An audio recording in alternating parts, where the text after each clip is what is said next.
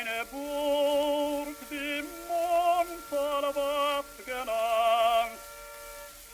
Kein lichter Tempel stehe dort inmitten, so kostbar als auf Erde nicht bekannt. Drin ein Gefäß von wundertätigem Segen wird dort als höchstes Heiligtum bewacht. Es war das Sein der Menschen reinste Pflegen, herab von einer Engelschar gebracht. Alljährlich nah vom Himmel eine Taube, neu zu stärken seine Wunderkraft. Es heißt, der Grau und selig reinster Glaube erteilt durch ihn sich seiner Ritterschaft. Wer nun dem Grau zu dienen ist verkoren, den richtet mit überirdischer Macht.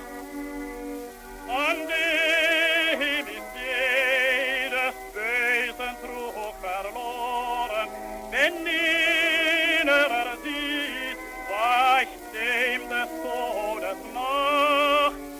Selbst wer von ihm in ferne Landen sendet, zum Streiter für der Tugend Recht ernannt, den wird nicht seine heilge Kraft entwendet, bleibt als ein Ritter dort, der unerkannt.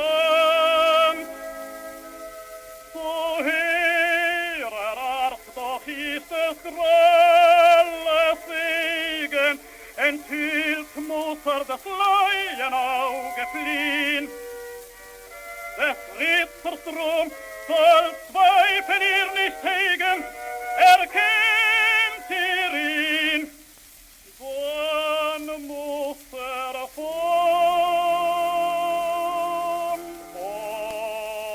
euch ziehen.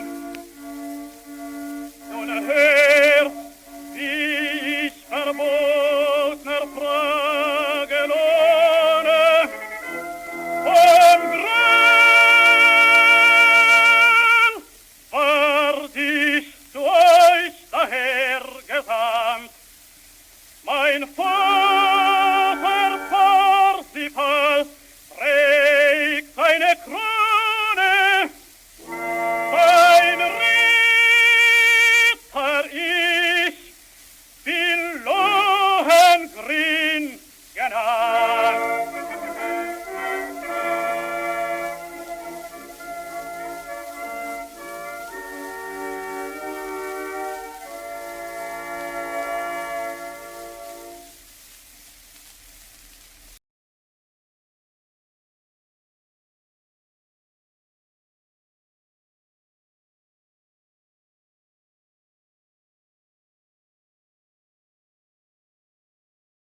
In what context did you begin working on this work? While I was prohibited from leaving the territory due to my house arrest in Moscow, Alexander Neff came to see me to discuss the project. His proposal catalyzed my thoughts on opera and helped me detach from depressive thoughts. This offer to stage Lohengrin came after the one to create Parsifal in Vienna. I found it interesting to approach works whose narratives intersect in two institutions and two very different cities. The initial idea for this production was that of a world polluted by never-ending war. Unfortunately, this perspective turned out to be prophetic, in a way, with the start of the war in Ukraine.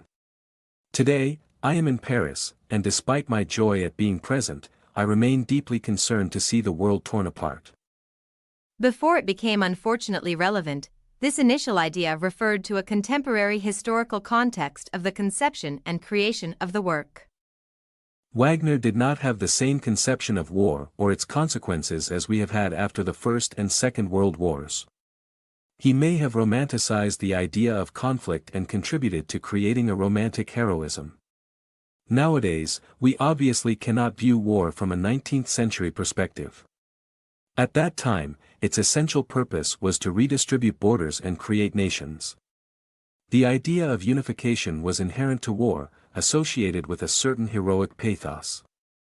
In the 20th century, humanity gave birth to horror. From the First World Conflict, war took on a hitherto unknown face, that of mutilated bodies and shattered faces wearing prosthetics. Later, the horror of the Second World War led Theodor Adorno to wonder if poetry was still possible after Auschwitz.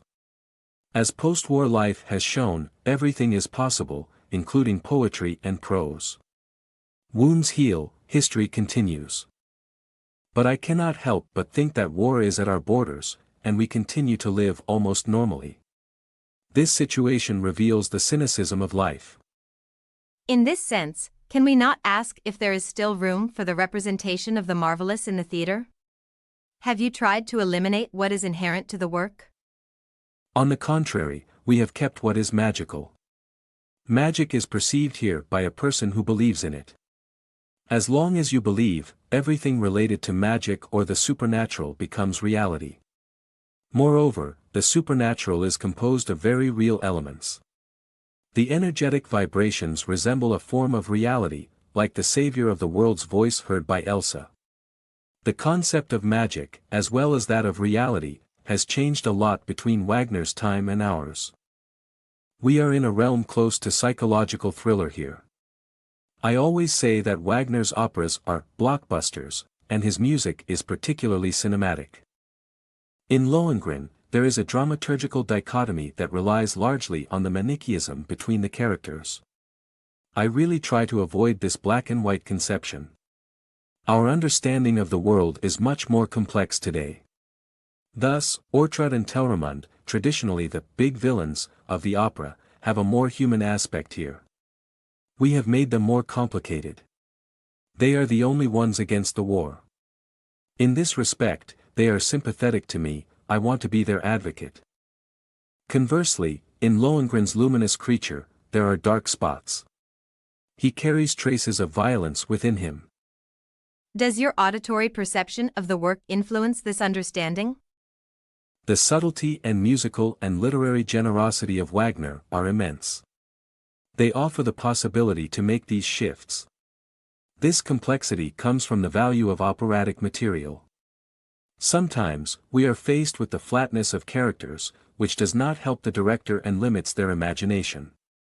In Lohengrin, many scenes reflect a very rich, tortuous, and particularly well-articulated psychological writing, akin to those of dramatic figures already belonging to the 20th century.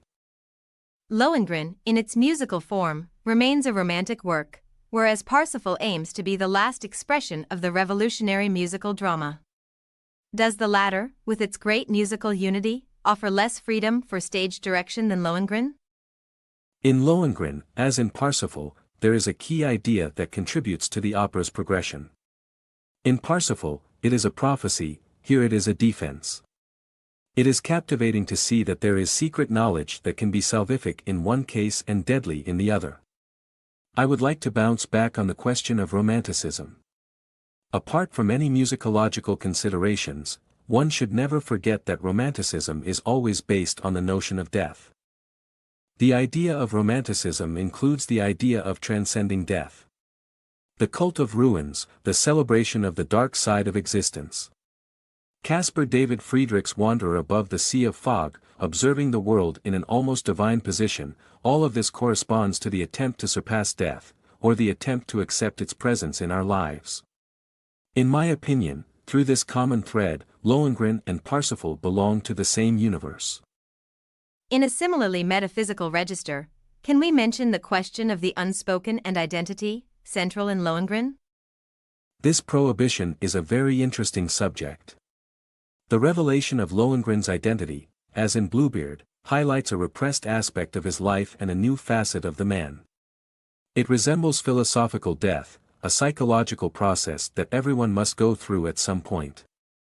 When we approach a mirror, look at ourselves, we must be able to ask, "Who am I?" and answer in the most honest way. Once we can define ourselves, philosophical death emerges, followed by rebirth. Are we touching on the Buddhist question of the cycles of life here?